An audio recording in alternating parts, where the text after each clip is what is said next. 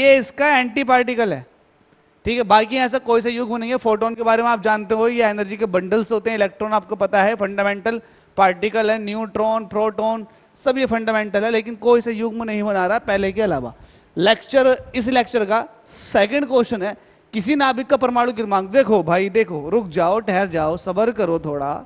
Actual में क्या है, मसला ये है कि हमारे पास इस जैसे बहुत सारे क्वेश्चन है, इसलिए मैं रुक गया। तो क्यों ना मैं पहले बेस क्लियर करा दूं, उसके बाद फटाफट क्वेश्चन। देखो कैसे, आपके पास एक नाभिक होता है किसी भी एटम का, उसमें न्यूट्रॉन और प्रोटॉन रहते हैं। कभी भी इलेक्ट्रॉन नाभिक के अंदर नहीं रह सकते।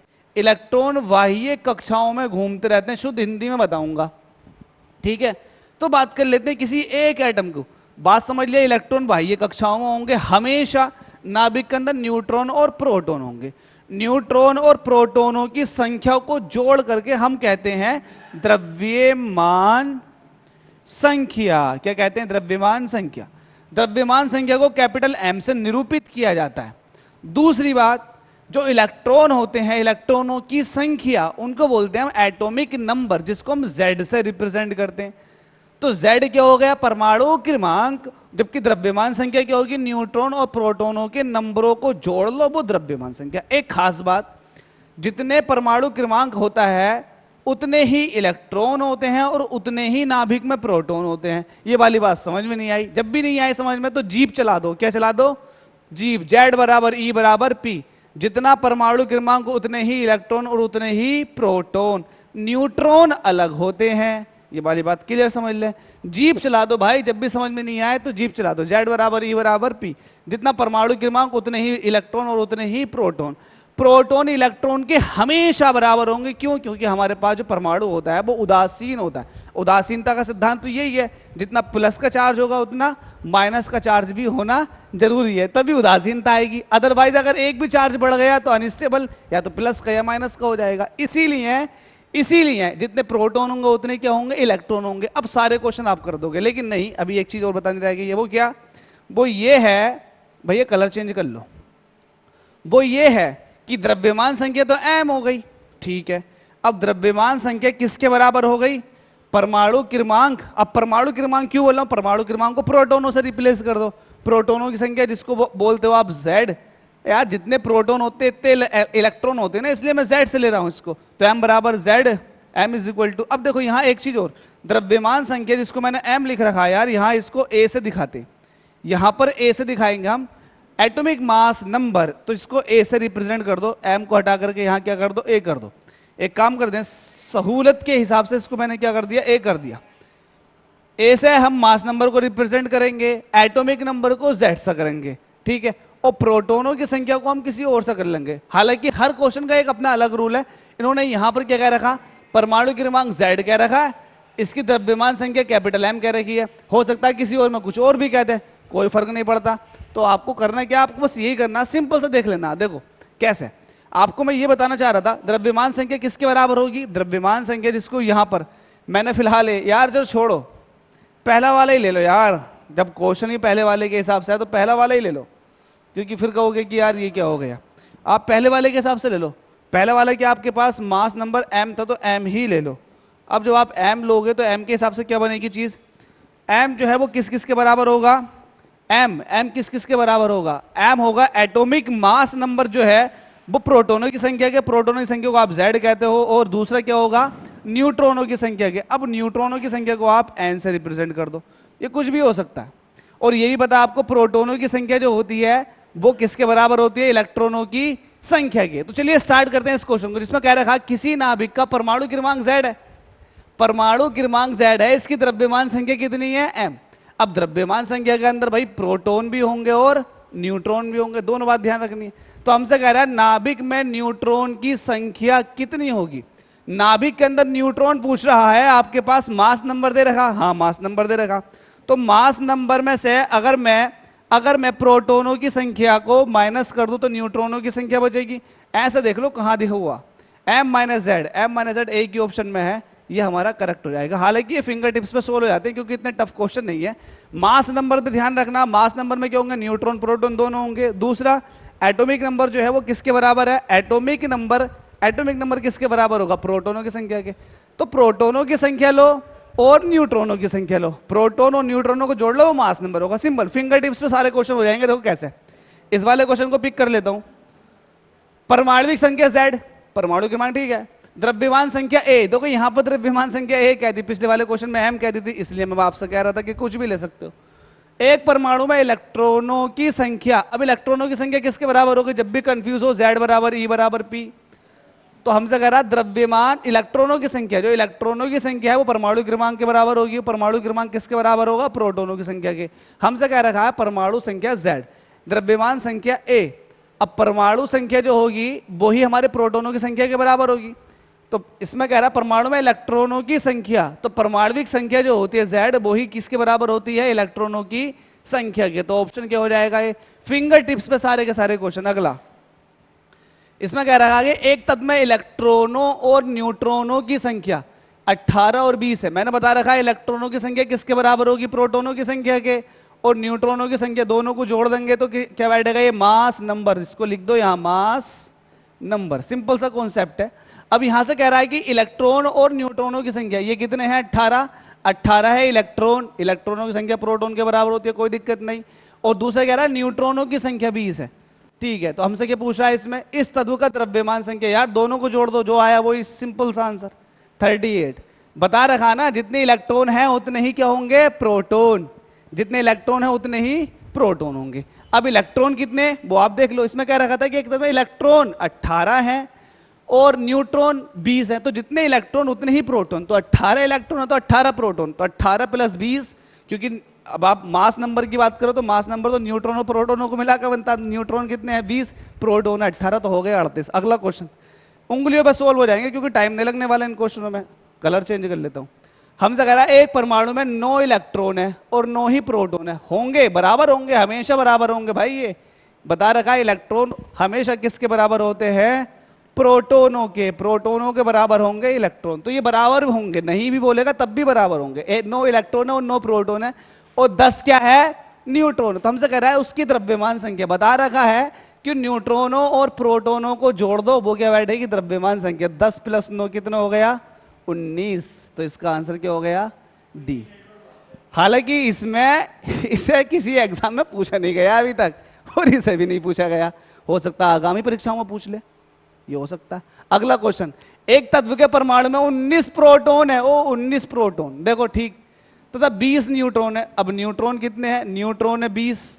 तो हमसे कह रहा है इसकी द्रव्यमान संख्या, यार बता रखा प्रोटॉन और न्यूट्रॉनों को जोड़ दो, कितना बैठ गया, मेरी गणित के हिसाब से तो ये बैठ गया। तो जो आंसर है टिक करो, भाग जाओ। ये भी नहीं पूछा गया, क्यों पूछा जाएगा इतना फर्जी क्वेश्चन, लेकिन ये तो पूछ लिया भाई बीपीएससी ने 2002 में। क्या, किसी तत्व के परमाणु में 2 प्रोटॉन, प्रोटॉन कितने हैं 2, और 2 न्यूट्रॉन है, तो न्यूट्रॉन कितने हो गए 2, उसमें 2 इलेक्ट्रॉन हो, इलेक्ट्रॉनों को छोड़ो, इलेक्ट्रॉन फिर भी लिख दो, 2 इलेक्ट्रॉन है, तो उस तत्व का द्रव्यमान संख्या, द्रव्यमान संख्या जो करती है प्रोटॉन और न्यूट्रॉन से 2 में 2 जोड़ दोगे तो कितना बैठेगा 4, तो 4 तो फिर ये बैठा, 4 ये बैठा। अगला क्वेश्चन देख लेते हैं। अगले क्वेश्चन में हमसे कह रहा एक परमाणु की द्रव्यमान संख्या 23 है, द्रव्यमान संख्या 23 है। अब द्रव्यमान संख्या में न्यूट्रॉन भी होंगे और प्रोटॉन भी होंगे, और परमाणु क्रमांक 11 है। जितना परमाणु क्रमांक होता है उतने प्रोटॉन होते हैं, तो प्रोटॉन कितने हैं इसमें 11, ठीक है, आगे क्या कह रहा, तो प्रोटोनों की संख्या ज्ञात करो। भाई प्रोटोनों की संख्या पूछा तो 11 का 11 ही हो जाएगा यार, सिंपल सा क्वेश्चन। आरआरबी ने पूछा 2019 वाले एग्जाम में, रेलवे ने 2019 में इस क्वेश्चन को उठा लिया, इतना फर्जी क्वेश्चन। अगला हमसे कह रखा है रेडियम के परमाणु क्रमांक 88 है और उसका द्रव्यमान संख्या, ये ऊपर वाली द्रव्यमान संख्या होती है, लिख दूं रेडियम के सही करके, इसकी खोपड़ी पे जो बैठा हुआ है 226, ये क्या है इसका द्रव्यमान संख्या, और ये क्या है 88, ये इसका परमाणु क्रमांक है। अब परमाणु क्रमांक जो होता है वो प्रोटोनों की संख्या के बराबर भी होता है, इसका मतलब 88 क्या है इसके अंदर प्रोटोन है, और साथ में ये इलेक्ट्रॉनों की संख्या भी है। अब हमसे पूछ के रहा, पहले उस पर देख लेते। इसमें कह रहा है कि इसके नाभिक में न्यूट्रॉन और प्रोटॉन की संख्या क्रमशः, तो हमसे न्यूट्रॉन पूछ रहा है और प्रोटॉन पूछ रहा है, तो पहले न्यूट्रॉन है बाद में है प्रोटॉन। प्रोटॉन तो हम डायरेक्ट बता सकते हैं कितना है 88, तो प्रोटॉन कितना होगा बाद वाला 88। अब बाद वाला 88 कहां कहां दे रखा, इसमें दे रखा है बाद वाले 88 और बाद वाला 88 इसमें दे रखा, तो या तो ये होगा या ये होगा, ये दोनों तो हो ही नहीं सकते, इन दोनों को काट दो। अब देखो न्यूट्रॉनों की संख्या, आपको पता है न्यूट्रॉनों की संख्या और प्रोटॉनों की संख्या को मिलाकर के मास नंबर बैठता है, तो मास नंबर जो होगा उसमें न्यूट्रॉन भी होंगे प्रोटॉन भी होंगे। बाय द वे प्रोटॉन कितने हैं 88, जब न्यूट्रॉन निकालोगे तो ये पी उधर चला जाएगा माइनस में, 226 में से 88 माइनस कर दो, माइनस करने के बाद जो वैल्यू आएगी वो आएगी 138, ऑप्शन नंबर 1। 10 क्वेश्चन लगा दिए पता भी नहीं चला, नो क्वेश्चन। अगला कार्बन का परमाणु क्रमांक 6 है, ओहो परमाणु आपको पता है ना 612 बोलते हैं, ये मास नंबर है, ये परमाणु क्रमांक है। अब जितने इसमें प्रोटॉन हैं उतने ही इसमें क्या होंगे, न्यूट्रॉन भी इसमें उतने ही होते हैं, और साथ में इसके अंदर परमाणु क्रमांक के साथ साथ इसमें न्यूट्रॉन प्रोटॉन की बात कर ली, और परमाणु क्रमांक इसका 6 तो साफ दिख ही रहा है। 6 परमाणु क्रमांक है, प्रोटॉन भी 6 न्यूट्रॉन भी 6, क्योंकि 12 है, 12 के अंदर 6 न्यूट्रॉन और 6 प्रोटॉन, कुल मिलाकर के 12 ऐसा हो गया। हमसे पूछ के रहा इसके नाभिक में कितने प्रोटॉन है, तो प्रोटॉन तो तुरंत पता लग जाता, परमाणु क्रमांक जितना उतने ही प्रोटॉन, तो प्रोटॉन 6 है। एसएससी ने पूछा था 2002 में, इस तरह के फर्जी क्वेश्चन उंगलियों पे सोल्व कर दिया करो, टाइम मत लगाया करो ऐसे क्वेश्चनों में। अगला तत्व ए की परमाणु संख्या 13 है, मुझे नहीं पता ए क्या है, लेकिन परमाणु संख्या कितनी है उसकी 13, ठीक है। एटॉमिक नंबर बोलूंगा इसको मैं, क्या बोलूंगा एटॉमिक नंबर कितना है 13 है। इसमें संयोजी एक अकेला क्वेश्चन है ऐसा जो डिफरेंट कॉन्सेप्ट पाया मेरे दोस्त। संयोजी इलेक्ट्रॉन बोलते हैं बैलेंस इलेक्ट्रॉन, बैलेंस इलेक्ट्रॉन वो होते हैं जो बैलेंसी में हिस्सा लेते हैं, और बैलेंसी में हिस्सा लेने वाले इलेक्ट्रॉन बाह्य इलेक्ट्रॉन होते हैं। तो मैं हुंड रूल के अकॉर्डिंग पहले इसका एक तरह से ये देख लूंगा कि कौन से इलेक्ट्रॉन कितनी कक्षा में आएंगे। देखो पहले बात, ये न्यूक्लियस है, न्यूक्लियस के अंदर क्या होता है न्यूट्रॉन और प्रोटॉन होते हैं, इसके चारों तरफ क्या होती हैं ये ऑर्बिट होती हैं, ये क्या होती हैं ऑर्बिट। ऑर्बिट के अकॉर्डिंग यहां पर एटॉमिक नंबर कितना दे रखा 13, तो पहली कक्षा में कितने इलेक्ट्रॉन 2 इलेक्ट्रॉन, उस अगली कक्षा में कितने इलेक्ट्रॉन 3 इलेक्ट्रॉन, 2 और 3 कितने हो गए 10, सॉरी 2 और 8 कितने हो गए 10, और लास्ट ऑर्बिट में कितने बचे 3 इलेक्ट्रॉन। इसको आप ऐसे दिखा सकते हो 2 इलेक्ट्रॉन यहां पर और 8 इलेक्ट्रॉन यहां पर, कितने हो गए 1 2 3 4 5 6 7 8, जो बचे 3 इलेक्ट्रॉन वो बाह्य कक्षा में। जो बाह्य कक्षा के इलेक्ट्रॉन होते हैं जो वैलेंसी में हिस्सा लेते हैं उनको ही बोलते हैं संयोजी इलेक्ट्रॉन। फिलहाल यहां पर संयोजी इलेक्ट्रॉन आपको डायरेक्ट यहां से पता भी चल गया था, यहां से भी देख सकते हैं। तो संयोजी इलेक्ट्रॉन कितने हो गए 3 ही, ये क्वेश्चन पूछा ही नहीं गया अभी तक, लेकिन हिसाब तो आपने लगा लिया ना कैसा आया था।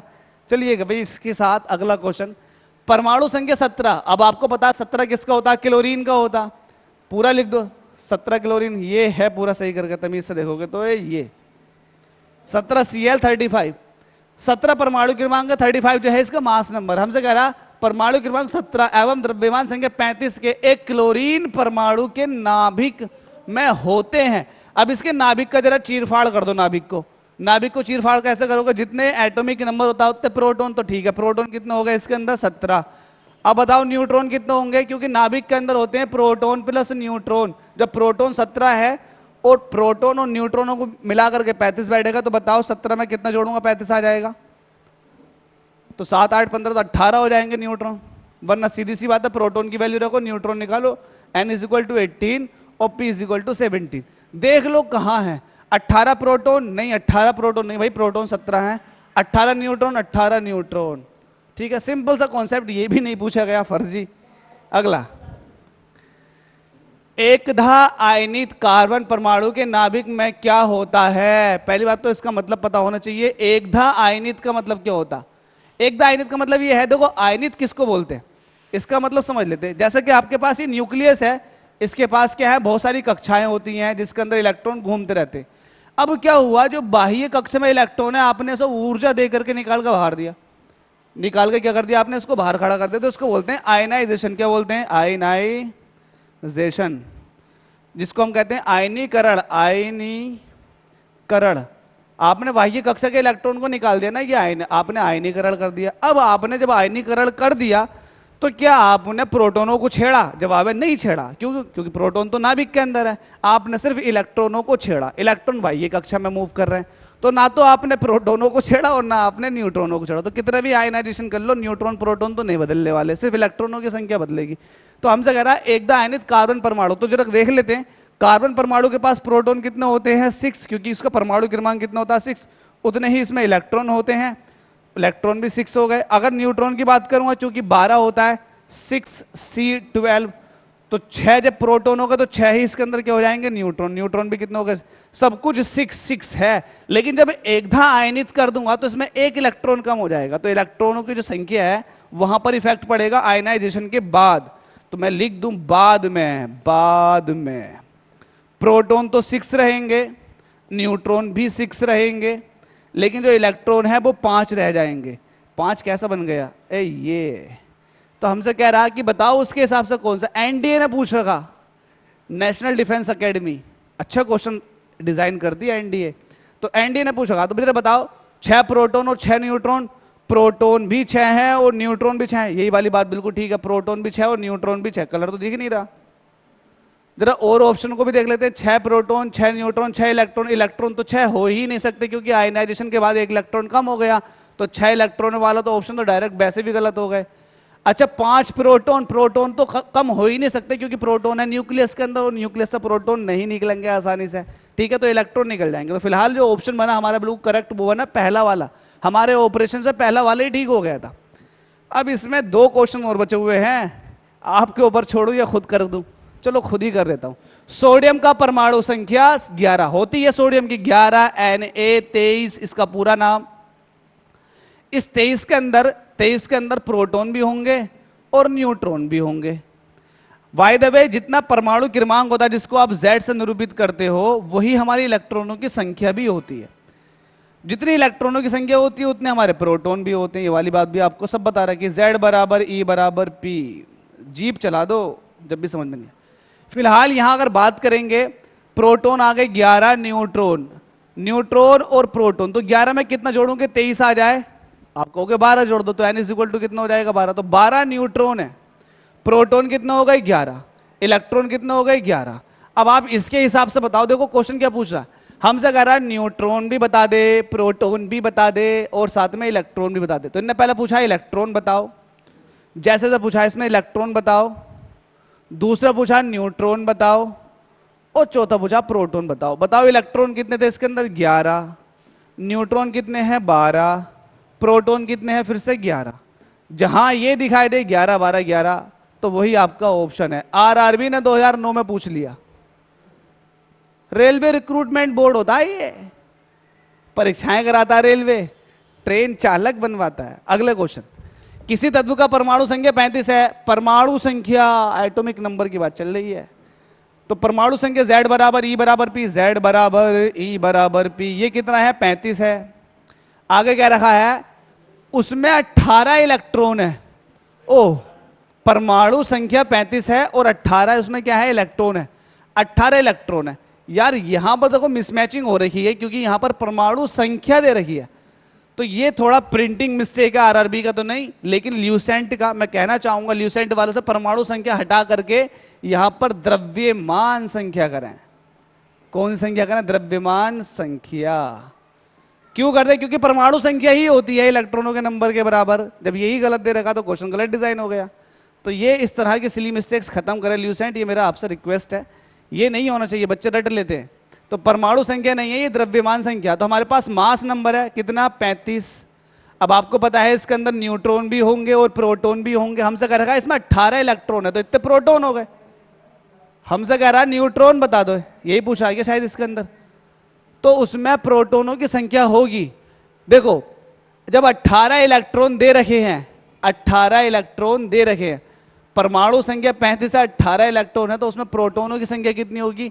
सबसे पहली बात, जितने इलेक्ट्रॉन होते ना एक्चुअल में उतने ही प्रोटॉन होते। इलेक्ट्रॉनों की संख्या प्रोटॉनों की संख्या के बराबर होती है, इस हिसाब से तो ऑप्शन बी करेक्ट हो जाएगा। लेकिन थोड़ा और विचार कर लो, किसी तत्व का परमाणु संख्या 35 दे रखा, अब परमाणु संख्या तो एटॉमिक नंबर को बोलते, पहली मिस्टेक। फिर हमसे क्या रखा? परमाणु संख्या ना हो करके फिर ये क्या होगा? द्रव्यमान संख्या, तो ये है द्रव्यमान संख्या।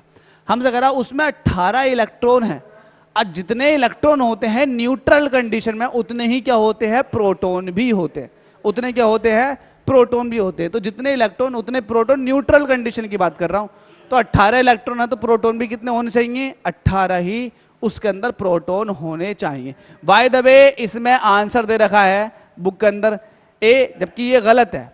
ऑप्शन कितना होना चाहिए? बी बिल्कुल सही होना चाहिए, क्योंकि ना तो यहां पर आयनाइजेशन का नाम दे रखा, ना तो इसमें ये कह रहा है कि आयनित है, और यहां पर परमाणु संख्या ही अलग कर रही है, जबकि द्रव्यमान संख्या होती है यहां पर, और यहां पर इलेक्ट्रॉनों की संख्या। तो हमसे प्रोटॉनों की संख्या, इलेक्ट्रॉन दे रखे हैं, प्रोटॉन, तो प्रोटॉन ना पूछ करके फिर न्यूट्रॉन पूछता, तब तो हम कह देते कि हाँ भाई 17 ठीक है। लेकिन यहां पर फिलहाल क्या कर रखा है?